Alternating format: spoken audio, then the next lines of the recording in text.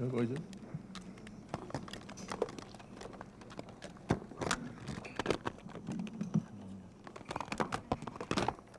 Sudah semua ini.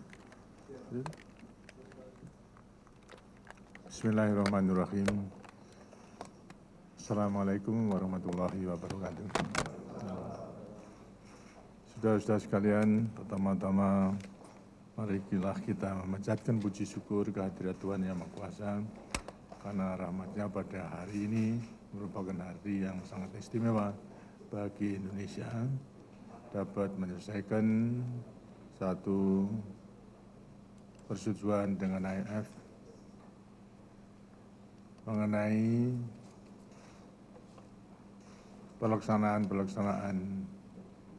baik dalam bidang ekonomi maupun juga moneter untuk mengatasi berbagai krisis yang dihadapi oleh bangsa Indonesia, apakah itu mengenai krisis moneter, krisis ekonomi maupun juga krisis kepercayaan, baik kepercayaan daripada rakyat Indonesia terhadap mata uangnya sendiri, mungkin juga kurang kepercayaannya daripada rakyat Indonesia mengenai langkah-langkah yang sedang diambil oleh pemerintah. Begitu pula krisis kepercayaan daripada negara-negara lain yang berhubungan dengan investasi dan perdagangan yang kita harapkan akan selalu lancar dengan Indonesia. Karena hanya dengan cara-cara demikian kita akan bisa mengharapkan penanaman modal yang lebih besar dan juga investasi dalam segala bidang sedemikian rupa sehingga baik kelanjutan maupun peningkatan daripada pembangunan yang lebih dalam arti tinggal landas itu betul-betul akan bisa diwujudkan. Ternyata yang merasa prihatin terhadap perkembangan di Indonesia tidak hanya Indonesia sendiri, tapi negara-negara lain pun juga merasakan prihatin.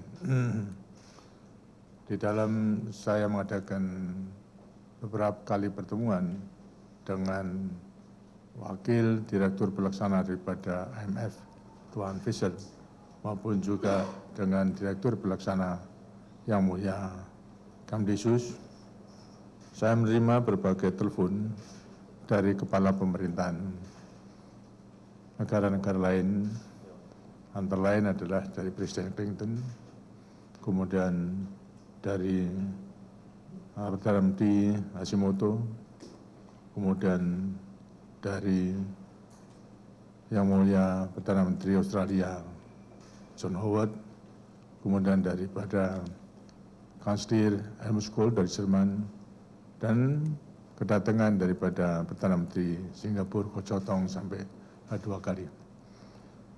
Masing-masing menyatakan sikap dan pendiriannya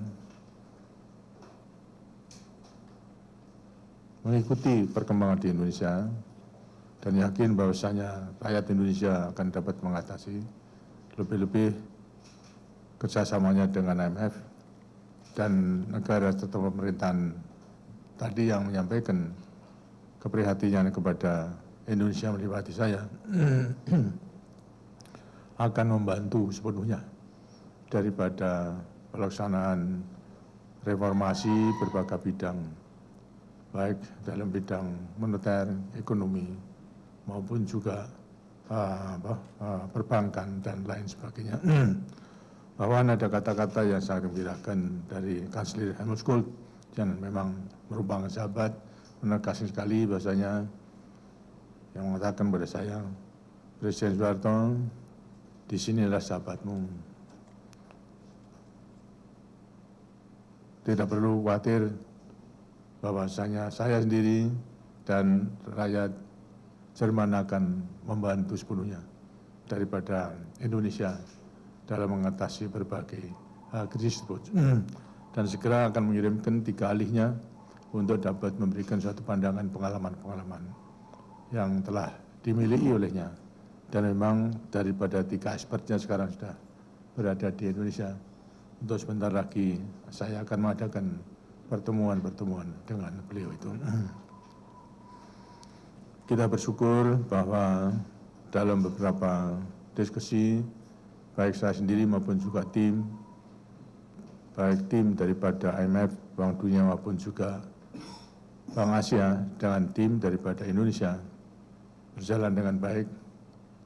Di antaranya hal-hal yang memang belum bisa diputuskan kemudian dibawa kepada atasnya ialah daripada Yang Mulia Kamdisues dan saya sendiri, sehingga kemarin terakhir kita bisa menyelesaikan masalah-masalah yang masih menjadi hal-hal yang kurang serasi.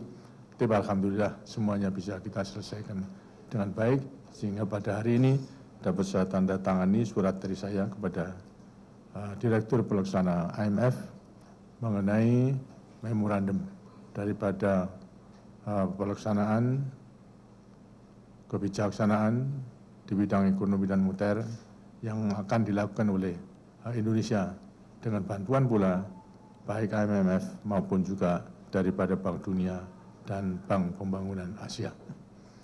Ada 50 butir daripada memorandum tersebut, itu tentu satu persatu tidak perlu saya singgung, tapi pada garis besarnya di bidang-bidang apa reformasi itu yang dilakukan maupun juga akan dilakukan dalam waktu yang singkat-singkat.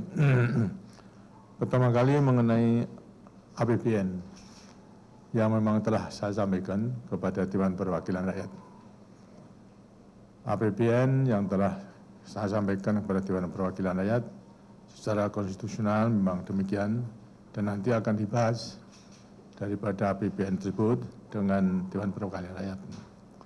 Dan saya katakan bahasanya APBN itu belum final, itu karena masih akan dibahas dengan Dewan Perwakilan Rakyat. Bahkan kalau memang terjadi hal-hal yang tidak bisa diselesaikan, DPR itu bisa menolak daripada RAPBN. Dan kalau menolak, kemudian pemerintah maupun saya sendiri tidak bisa berbuat apa-apa sesuai dengan konstitusi, kecuali kembali kepada Undang-Undang APBN tahun yang lampau. Karena itu saya katakan RAPBN ini memang belum final, masih akan dibahas. Kemudian disampaikan bahwasanya dinilai tidak hanya IMF tapi juga dunia pada umumnya, negara Indonesia yang sedang dalam keadaan prihatin membuat RAPBN yang kami ajukan kepada Dewan Perwakilan Rakyat itu tidak menunjukkan keprihatinan daripada Indonesia, bahkan merupakan RAPBN yang sedikit ambisius seolah-olah gitu. Saya terima daripada itu. Masalahnya adalah karena memang ukuran-ukuran daripada dunia sama kita lain. Perbedaan di antara lain adalah mengenai soal pertumbuhan. Dari pertumbuhan dalam RAPBN saya cantumkan 4%. Daripada pandangan dunia barangkali lebih baik, rendah 0% daripada pertumbuhan itu. Kemudian inflasi juga saya cantumkan di situ 9% rendah. Tapi daripada dunia menilai yang tepat barangkali 20% daripada inflasi itu. Kemudian juga kurs dolar sama rupiah yang saya cantumkan dalam RAPBN 4.000, tapi daripada pandangan di luar akan lebih baik 5.000 kursnya daripada $1 dengan rupiah tersebut. Kemudian di samping itu juga yang tadinya adalah memberikan suatu saran sebaiknya bisa memiliki saving, tabungan 1% daripada GDP. Setelah melihat daripada keseluruhannya, maka tidak perlu itu dikejar, tapi lebih baik defisit daripada anggaran itu. Lantas, karena mengenai soal subsidi pun juga demikian, di dalam RAPBN masih dicantumkan subsidi 100 triliun daripada minyak. Tapi sudah saya cantumkan bahasanya pada suatu saat subsidi itu memang harus dicabut, berarti kenaikan daripada BBM. Maka untuk menyehatkan daripada ekonomi memang sebaiknya subsidi itu harus dihilangkan. Dengan demikian lantas bisa untuk membiayai daripada proyek-proyek yang sangat penting. Karena memang kita juga sudah mengira dan memperhitungkan subsidi harus dihabiskan, ditiadakan, karena kalau tidak, di antara lain dalam pidato mengenai RAPBN yang saya sampaikan, kalau tidak, rakyat itu membeli bahan bakar yang murah, tentu akan boros. Yang kedua, karena gampang untuk memperoleh bahan bakar, minyak tanah misalnya, tidak akan memikirkan alternatif lainnya, itu yang lebih murah. Sedangkan memang pemerintah telah menyiapkan alternatif lainnya, ialah mempergunakan briket batubara, itu yang lebih murah dan bahannya akan tersedia, depositnya sangat besar. Sedangkan minyak pada suatu saat hasilnya akan habis daripada di Indonesia. Juga kalau kita tetap mempertahankan daripada harga BBM dengan subsidi, tentunya juga harga di Indonesia lebih murah daripada harga di negara tetangga. Dengan demikian maka minyak kita itu akan diselundupkan untuk memperoleh keuntungan itu. Atas dasar pertimbangan itu memang, apalagi kita dalam keadaan sulit, maka subsidi memang sudah direncanakan untuk dapat dihilangkan. Dan demikian tidak ada perbedaan daripada IMF maupun juga daripada Indonesia dalam masalah RAPBN. Hanya masalahnya adalah timingnya, waktunya, kapan dan lain sebagainya. Karena pada saat-saat ini kita menghadapi keadaan-keadaan yang serba sulit mengenai ekonomi, apalagi akibat daripada krisis, dan juga saat-saat di mana rakyat Indonesia memerlukan perhatian daripada pengeluaran kebutuhan hidup, apakah itu Natal, kemudian Tahun Baru, kemudian lantas puasa, Lebaran, dan lain sebagainya. Ini tentunya menjadikan suatu pertimbangan sendiri kapan daripada bahan minyak itu harus dinaikkan. Sebab konsekuensinya daripada kenaikan bahan minyak itu adalah nanti akan ada kenaikan transport dan juga kenaikan listrik gitu. Ini semuanya harus kita perhitungkan. Karena itu daripada wartawan tentunya juga mempunyai kewajiban untuk dapat menjelaskan, jangan kemudian lantas mutar balik kan daripada hal-hal yang bisa menimbulkan kurang pengertian daripada rakyat, sehingga seolah-olah pemerintah kurang memperhatikan. Padahal daripada pemerintah memperhatikan dan memang juga tujuan-tujuan antara lain dalam memperbaiki keadaan ini sebetulnya juga untuk kepentingan daripada rakyat. Lantas di dalam RAPBN juga tadi saya katakan inflasi adalah 20%, kemudian kurs dolar dengan rupiah 5.000, pertumbuhan 0%. Dari produksi minyak saya kira memang tetap ada dan tidak ada perbedaan karena ia merupakan sumber penghasilan pada kita. Dan tidak lagi kita mengejar kepada 1% sisihkan untuk untuk tabungan, tapi kalau perlu kita bisa membuat anggaran defisit anggaran. Ini tentu baru pertama kali karena kita menganut anggaran yang seimbang daripada pendapatan sama pengeluaran. Tapi pendapatan kita adalah satu pendapatan yang real daripada pajak dan juga daripada minyak, tapi ditambah pula dengan pendapatan daripada bantuan apakah untuk program maupun juga untuk proyek dan sektor proyek dan sebagainya. Nah, ini tentunya sudah merupakan pendapatan karena akhirnya kita itu akan membayar. Dengan demikian lantas sejak semula memang selalu kita perhitungan demikian. Ini tentunya membawa konsekuensi daripada pemerintah harus menjelaskan kepada Dewan Perwakilan Rakyat itu untuk mengadakan perubahan-perubahan itu demi kebaikan daripada kita semuanya. Terus kita ingin membuat daripada RAPBN yang realistis sesuai dengan pandangan kita maupun juga pandangan daripada negara-negara lain, khususnya daripada IMF, Bank Dunia maupun juga Bank Asia yang akan membantu kepada kita. Saya kira tidak akan ada kesulitan daripada perubahan RAPBN karena memang RAPBN yang kita ajukan ini belum final. Artinya masih merupakan rencana yang akan dia telah diajukan pada DPR dan nanti akan dibahas.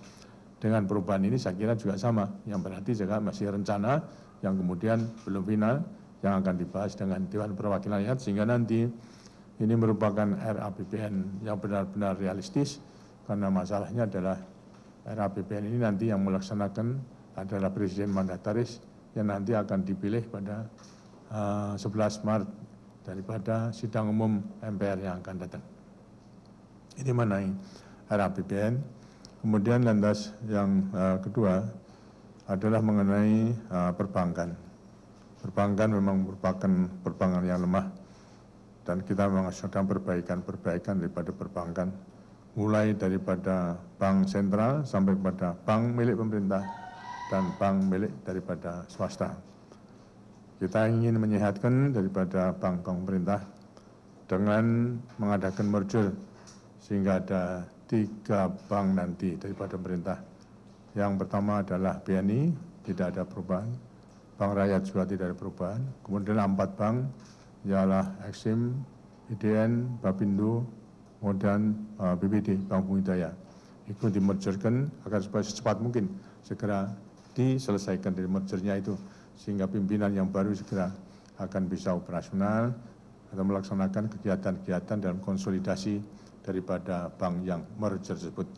Sedang BTN juga tidak digabungkan, akan merupakan satu bank sendiri di bawah daripada BNI dan merupakan anak perusahaan daripada BNI, karena BTN mempunyai tugas khusus untuk memberikan kredit kepada pemilihan dan pembangunan rumah sederhana dan rumah sangat sederhana. Terus misalnya adalah itu, dan setelah dalam merger itu, agar supaya bank-bank yang merger itu sehat, telah ditentukan pula oleh pemerintah. Dibentuk adalah satu PT sebagai ini sebetulnya penjual jasa yang akan membantu kepada bank-bank yang merger tadi menyelesaikan masalah utang-utang yang macet daripada bank-bank tersebut. Sehingga dengan demikian daripada bank-bank yang telah merger itu betul-betul akan segera bisa operasional untuk melakukan kegiatan dalam memberikan menampung dana di masyarakat, memberikan pinjaman kepada masyarakat, tidak dibebani daripada penyelesaian mengenai pinjaman-pinjaman yang macet itu. Dari PT ini yang akan menyelesaikan daripada keseluruhan daripada pinjaman tersebut, yang hasilnya disetorahkan kepada yang bank merger tersebut. Gitu. Sedangkan daripada PT ini hanya akan mendapatkan fee-nya saja dalam turut menyelesaikan sebagai debt collector atau penagih saja daripada bank ini, karena nanti akan didukung oleh undang-undang yang berlaku itu. Dalam menagih itu tidak sembarangan, hasilnya hukum harus ditegakkan terhadap mereka yang benar-benar mampu dan tanggung jawab, ada jaminan dan sebagainya.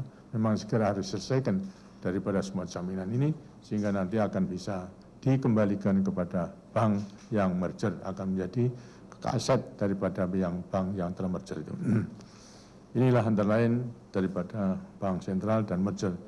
Diharapkan agar supaya bank-bank swasta pun melakukan merger itu.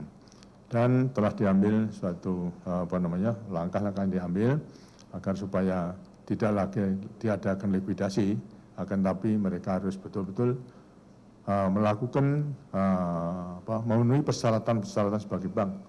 Kalau tidak memenuhi persyaratan daripada bank, maka tidak mungkin melaksanakan operasi. Karena itu lantas mereka harus betul-betul menyempurnakan daripada banknya, sehingga kalau belum sempurna terpaksa mereka tidak bisa operasi. Tapi dengan sendirinya lantas bisa operasi lagi kalau mereka memenuhi persyaratan daripada permodalan dan sebagainya. Ini semuanya adalah untuk mempercepat daripada mergernya daripada bank-bank swasta tersebut, dan sekarang jumlahnya adalah 200 lebih. Dan kalau mereka sudah merger, kemudian lantas mereka akan diberikan izin. Kalau di antara mereka yang merger belum mampu menghimpun dana yang memenuhi persyaratan yang ditentukan, maka mereka bisa mengundang daripada investor lain, termasuk daripada investor daripada luar negeri, sehingga demikian lantas nanti akan bisa dipenuhi dapat persyaratan bank dan mereka itu akan melaksanakan tugas itu.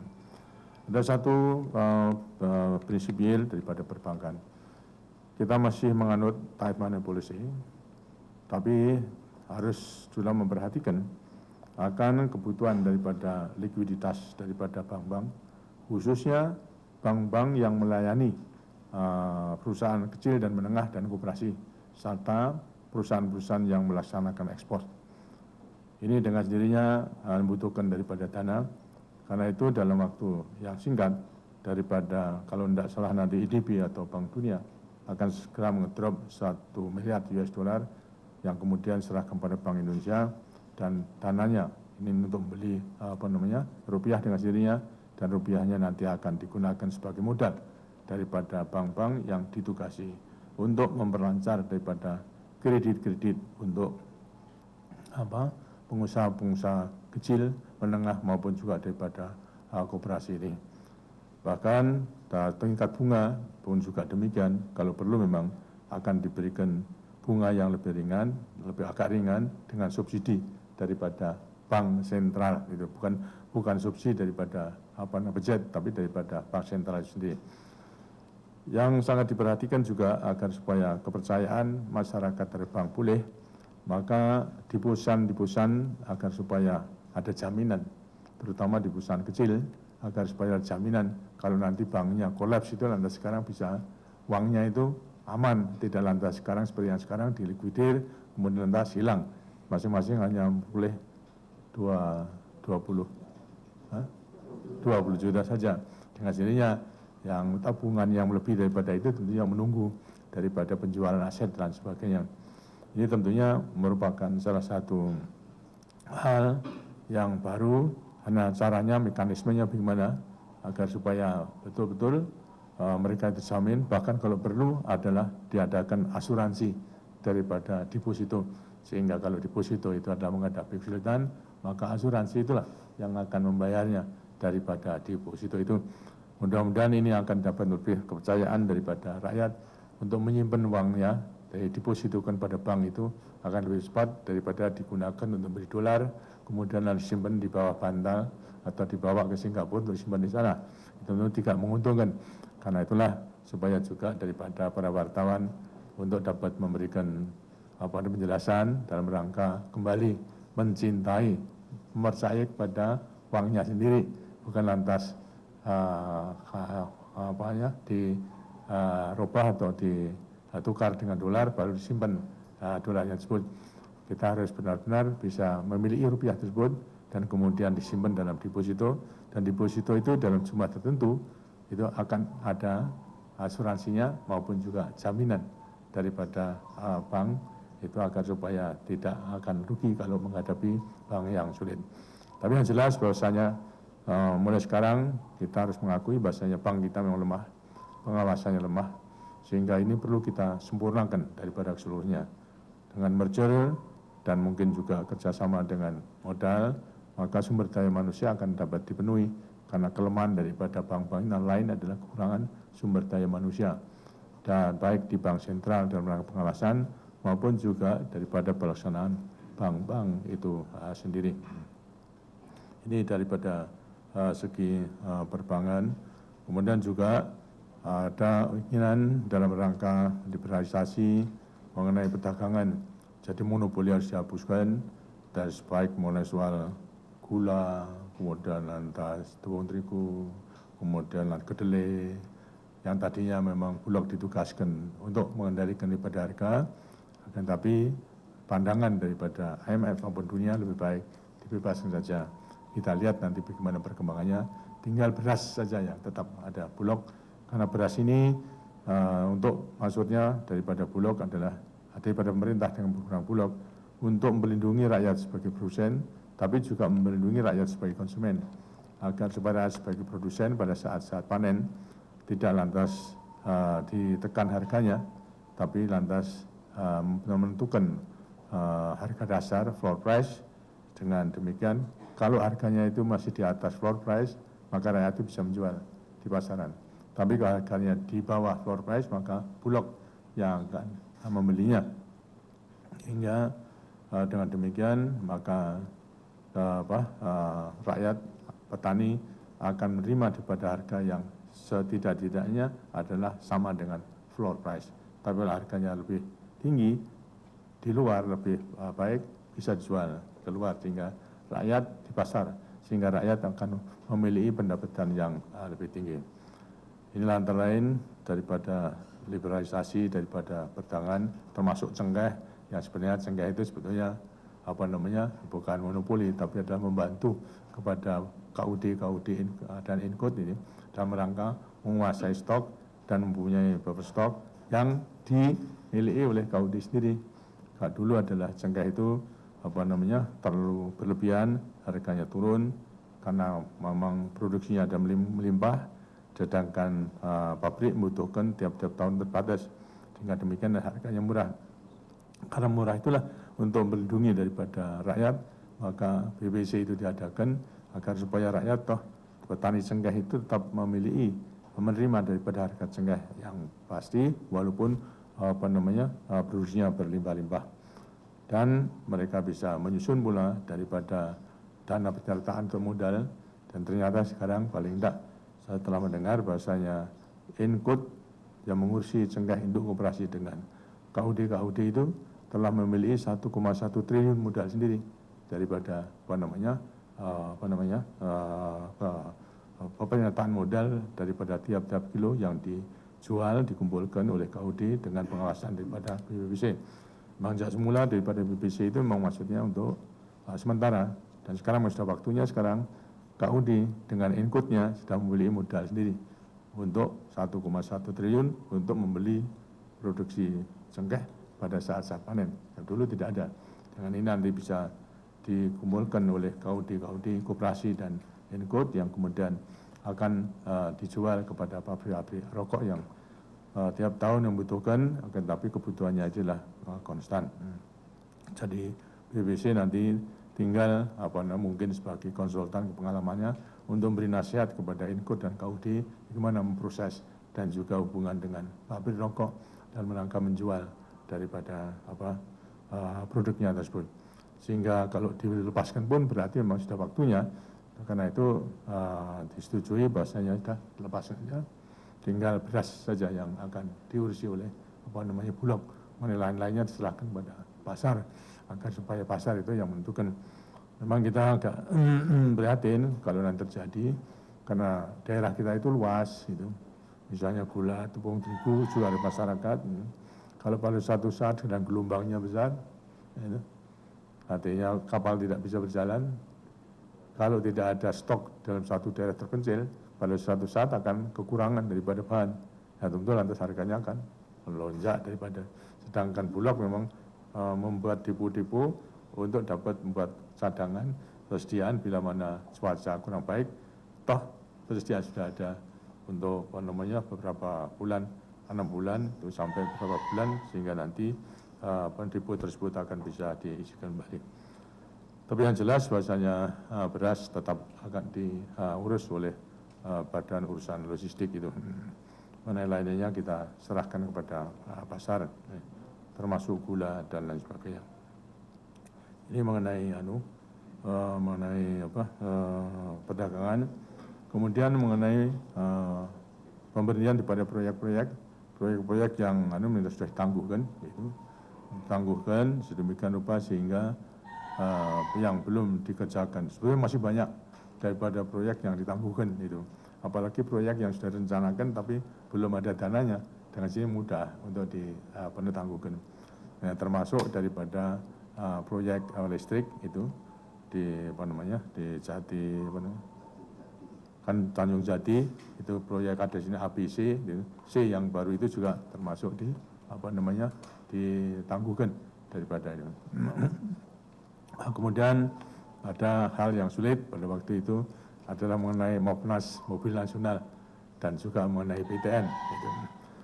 Mobil nasional akhirnya lantas sekarang setelah saya jelaskan daripada keseluruhannya, sehingga mobil nasional tetap dilanjutkan, hanya segala fasilitas baik mengenai pajak maupun biaya masuk dan pemudahan kredit tidak diberi lagi. Artinya sama dengan daripada mobil-mobil lainnya. Tapi mobil nasional tetap bisa dilangsungkan dengan catatan bahwasanya daripada kemudahan kredit maupun juga daripada pajak dan biaya masuk yang diberikan keringanan itu dengan akan dihilangkan, dan sekarang memang sedang penyelesaian WTO. Karena itu digaskan apapun yang menjadi keputusan WTO, itu Indonesia harus menerima dan melaksanakan dari semuanya itu. Kemudian mengenai IPTN itu desain pesawat terbang, memang mula-mula juga ini sebaiknya akan merupakan proyek yang masuk besar seolah-olah itu. Belum waktunya Indonesia. Tapi kemudian setelah saya jelaskan daripada keseluruhannya, background daripada Indonesia membangun industri pesawat terbang adalah untuk mencukupi kebutuhan Indonesia, negara kepulauan ini mutlak membutuhkan daripada angkutan udara. Karena itu harus melepas ketergantungan daripada pesawat-pesawat terbang, karena pesawat terbang yang kita perlukan di sini bukan pesawat terbang yang berbadan lebar, tapi yang cukup sedang, yaitu cukup medium dan lebih kecil, yang kemudian bisa mendarat di pulau-pulau dan sebagainya. Dan ternyata bahasanya IPTN itu juga itu telah mempunyai beberapa program, di antaranya program KASA dengan dulu assembling dan sebagainya sudah dihapuskan. Tapi yang kedua adalah mengenai program CN 235. Antara CN adalah KC, KASA, N adalah Nusantara.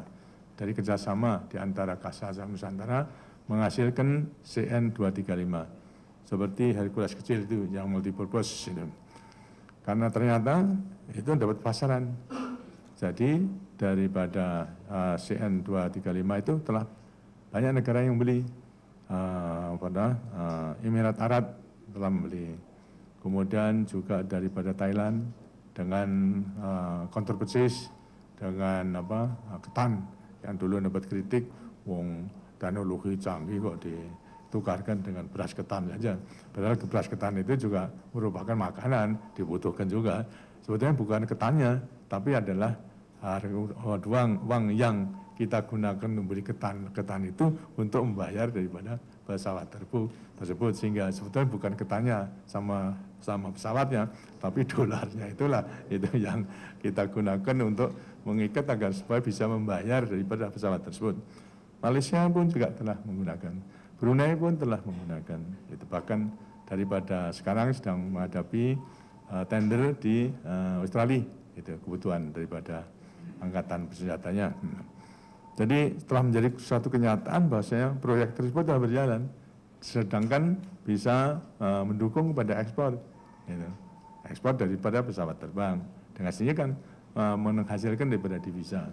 Walaupun satu pesawat terbang itu harganya berapa, itu 8 juta, tidak seluruhnya itu lantas sekarang divisa tersebut daripada Indonesia, tapi setidak-tidaknya sepertiga daripada divisa itu akan nongkrong di Indonesia, karena yang 2/3 adalah untuk mengimpor bahan-bahan mesin dan sebagainya itu.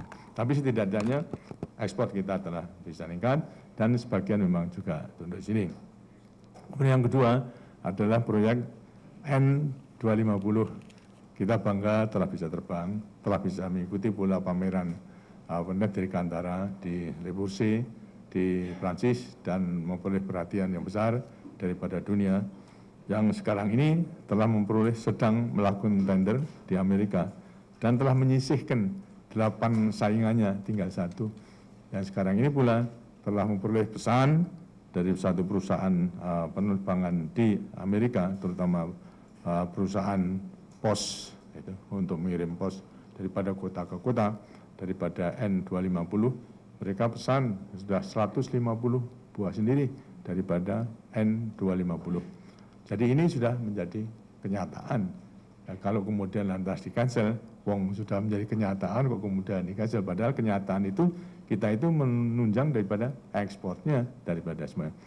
Saudara-saudara, seperti tadi katakan, satu ekspor pesawat terbang itu sama dengan ekspor 3.000 kendaraan. Jadi kalau Jepang ekspor 3.000 kendaraan, kita itu satu pesawat terbang aja. Itu nilainya sama. Karena itulah apa yang telah kita capai demikian sebetulnya bukan mubadir, tapi justru kecuali membuktikan penguasaan ilmu pengetahuan dan teknologi, kita itu telah bisa mengekspor. Hanya sekarang mengenai proyek yang terakhir ialah proyek 2130. Jadi N2130. Kita memasuki pada pesawat jet yang sekarang sedang didesain. Dan ini memang sejak semula demi kebangsaan daripada negara dan bangsa membutuhkan modal kurang lebih 2 miliar. Sudah kita putuskan, mari rakyat gotong royong untuk membeli. Ya kalau memang 2 miliar US dollar itu 200 juta, kan hanya 10 dolar. 10 dolar masing-masing urunan sudah jadi 2 miliar. Kita telah memilih daripada pesawat terbang tersebut yang canggih. Gitu.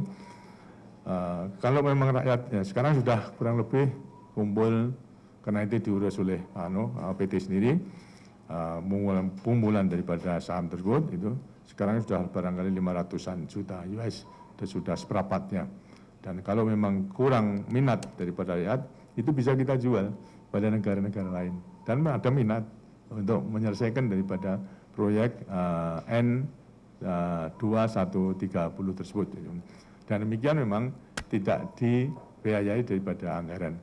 Hanya kemudian barangkali dulu mengenai saya pinjamkan dana reboisasi 400 juta, itu seolah-olah dana itu digunakan untuk padahal dipinjamkan. Sekarang itu telah diganti daripada dana reboisasi telah menjadi pemasukan terhadap negara, dan negara sekarang menyertakan modal di IPTN daripada 400 juta. Sudah kembali kepada negara lagi. Jadi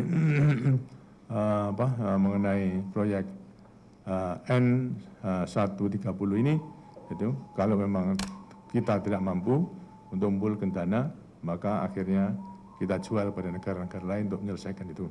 Dan rupa-rupanya banyak yang berminat untuk itu. Gitu. Dengan demikian maka dirumuskan bahasanya ya IPTN yang tadi gambaran di cancel, kenyataan yang demikian, kemudian rumusannya sudah dilanjutkan, hanya tidak didukung oleh budget maupun non budgeter, maupun juga kredit-kredit yang memudahkan daripada kredit dan mungkin. Tapi karena itu mempunyai nilai tambah yang tinggi, maka nanti investasinya daripada penyertaan ikut serta daripada negara-negara lain di dalam menyelesaikan proyek N2130 pesawat jet yang akan kita miliki bersama itu. Kemudian proyek-proyek lainnya masih banyak, kalau perlu bisa ditangguhkan karena kita sangat terbatas daripada semuanya itu.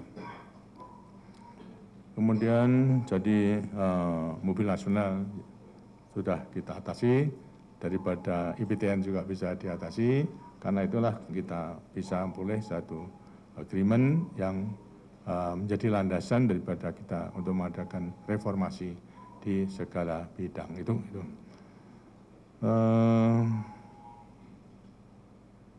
Kemudian agar supaya terjamin daripada pelaksanaan semua itu, memang juga ada suatu pemikiran dan memang sudah dalam pemikiran saya, secara kebetulan juga sama dengan pemikiran daripada Direktur Pelaksana daripada IMF, ialah Yang Mulia Kemdisius, bagaimana hubungan antara IMF dengan Indonesia.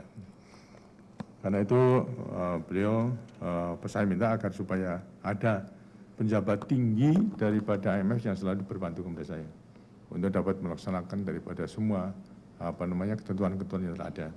Karena itu saya putuskan agar supaya hubungan baik itu nanti akan saya bentuk suatu dewan mengenai pemantapan ketahanan ekonomi dan keuangan kita. Yang akan saya pimpin sendiri itu daripada dewan tersebut. Yang duduk di situ adalah para anggota Dewan Moneter, ditambah daripada di luar Dewan Anggota Moneter, di antara lain akan saya putuskan ada Ketua Bappenas masuk di dalam Dewan tersebut, kemudian daripada luar juga, daripada swasta, akan kita ikut sertakan ialah satu daripada fungsional mengenai masalah perbankan, Ketua Perbanas daripada bank-bank itu. Kemudian yang kedua daripada swasta pure adalah saudara Tandri Apeng yang akan saya masukkan sebagai anggota daripada Dewan Pemantapan daripada ketahanan ekonomi kita maupun juga ketahanan keuangan kita. Saya akan menunjuk daripada Pak Wijoyo, Profesor Wijoyo sebagai Sekretaris Jenderalnya yang punya wewenang penuh untuk dapat melaksanakan mengkoordinir maupun juga mengatur pelaksanaan daripada tugas mengenai Dewan Pemantapan ketahanan ekonomi dan moneter kita itu. Kemudian akan saya tunjuk Saudara Bawasir sebagai wakil daripada Sekjen yang akan membantu Pak Wijoyo itu. Dengan saya pimpin sendiri daripada Dewan tersebut, dan nanti akan ada liaison officer dari pejabat tinggi daripada IMF yang akan selalu membantu pada saya atau memang menghubungkan antara saya dengan Direktur Pelaksana IMF ialah Yang Mulia Kemdesyu. Inilah di antara hal-hal yang penting daripada hasil-hasil untuk sebagai landasan untuk melakukan langkah-langkah berikutnya di dalam melaksanakan segala ketentuan-ketentuan yang telah disepakati bersama. Dan tiap 3 bulan sekali itu segala pelaksanaan akan kita tinjau itu mana yang perlu dipercepat, mana yang perlu barangkali dihambat, tapi juga kita tinjau bersama-sama dengan IMF. Dengan demikian lantas pelaksanaan mungkin akan menjadi lebih baik daripada semuanya itu. Demikianlah saudara-saudara sekalian garis-garis besarnya.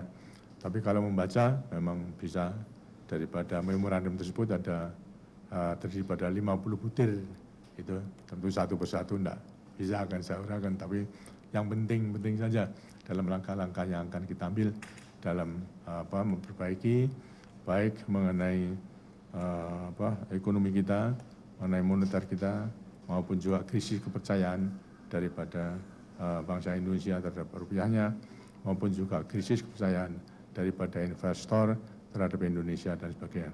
Tentu kita tidak mengharapkan begitu diumumkan terus semua membanjiri Indonesia, juga tidak.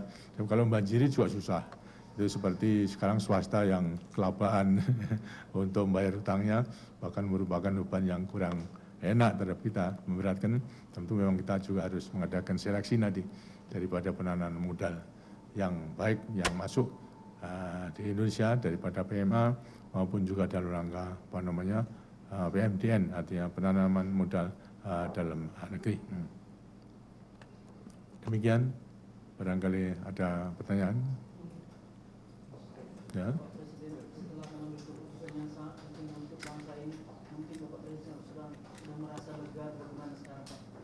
Ya, leganya bukan lega karena tantangannya masih besar gitu, untuk melaksanakannya itu gitu. Tidak hanya keputusan yang melegakan, tapi tantangannya kan masih besar. Untuk itulah saya minta supaya wartawan juga membantunya agar supaya jangan sampai memberikan informasi daripada yang sangat tidak menguntungkan. Misalnya saja dalam menghadapi krisis moneter mengenai perdagangan daripada valuta asing, karena itu merupakan hal yang baru.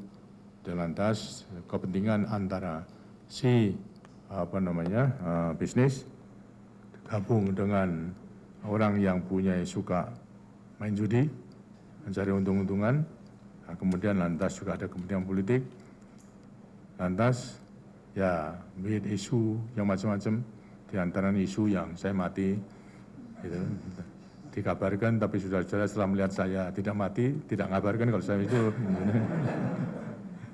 Kemudian lantas saya kolaps, artinya lumpuh dan sebagainya. Saya ngancongi tangan di sebelah sisi, mengatakan wah ini sudah lumpuh satunya. Jadi sebetulnya wartawan bisa segera untuk membantah, tapi rupa-rupanya ya lebih baik diomong aja lah. Yang sebetulnya tidak menguntungkan daripada semuanya itu. Inilah partisipasi daripada wartawan untuk mencegah daripada isu-isu yang membingungkan daripada. Coba kejadian kemarin mengenai ras untuk semua beli barang-barang ke toko nyerbu, untung hanya 1 hari. Tapi karena itu akibat daripada isu, karena akan ada terjadi demikian lamanya sekian. Sehingga semua lantas sekarang untuk menyelamatkan diri kebutuhan untuk 1 minggu, 1 bulan, wah semua nyerbu ke toko-toko. Dan sebetulnya kan segera bisa mengabarkan, turun membantu kepada alat wartawan. Nggak benar itu. Jangan kemudian muter di sana, pampang, wah ini loh. Padahal yang diputar hanya satu tempat saja. Lantas kemudian diberitakan kemana-mana kalau seluruhnya merata di seluruhnya. Ini yang lebih tidak menguntungkan.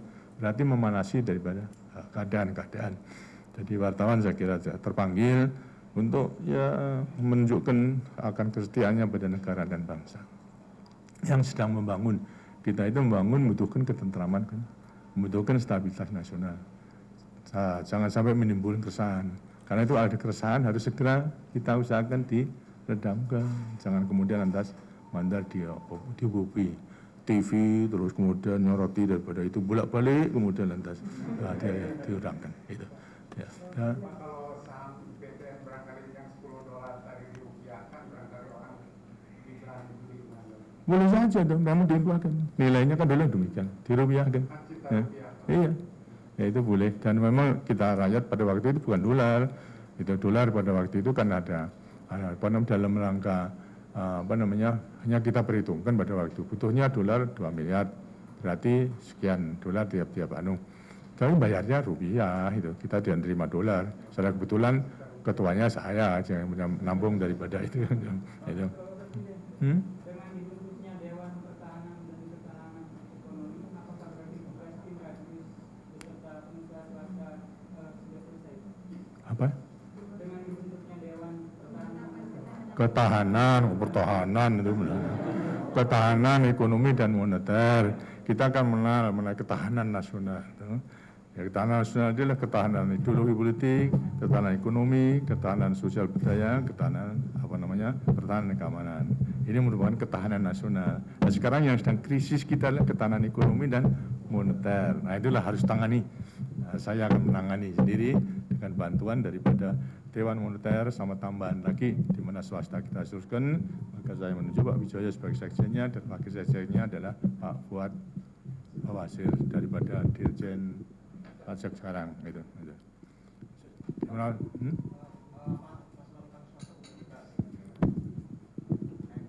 Ya, kita membahasakan, tapi masalahnya adalah memang tidak mungkin daripada kita mencari jalan bagaimana ini agar supaya swasta itu bisa menyelesaikan.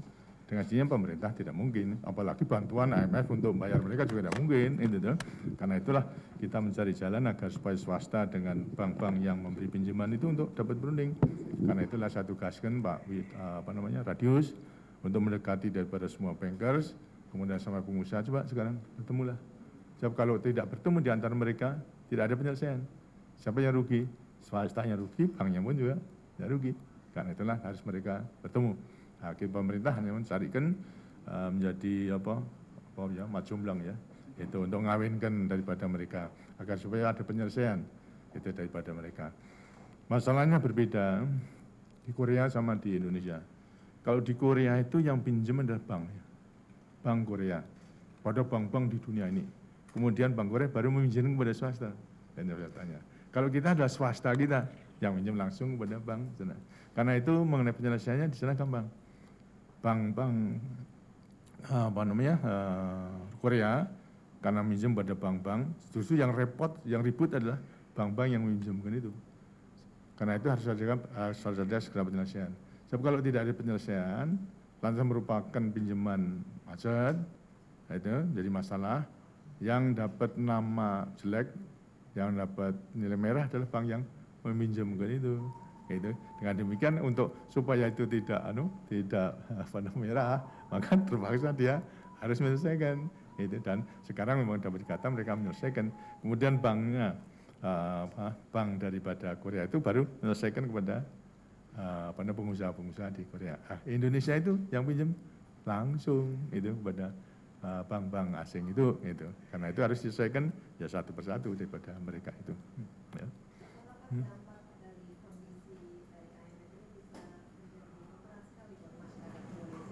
Nah, saya kira memang setidak-tidaknya bahasa IMF itu adalah bisa menunjukkan daripada langkah-langkah sesuai dengan pengalaman daripada negara-negara lain yang memang juga bisa memberikan setidak-tidaknya. Kalau IMF itu sekarang tidak didasarkan kepada pemberian modalnya, tapi penilaian terhadap Indonesia. Terus menilai Indonesia demikian itu yang dampaknya kepada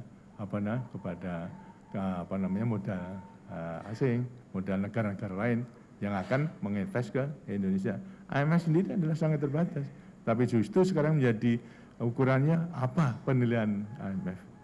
Dengan penilaian IMF seperti tadi, mudah-mudahan membangkitkan ngilang keraguan-keraguan daripada bank-bank investor yang akan nanam kembali ke Indonesia. Itu. Ya. Jadi jangan diharapkan ini sudah mujarab dan tidak, tapi ada manfaatnya jelas. Gitu. Kalau tidak misalnya misalnya tidak ada persesuaian di antara kita dan IMF, semua yang akan masuk akan tidak jadi, bahkan lari, yang ada lari nanti, dan yang sudah ada dalam negeri akan lari, karena tidak ada kepastian daripada jaminan kalau Indonesia itu akan bisa menyelesaikan masalah krisis yang dihadapi itu. Dari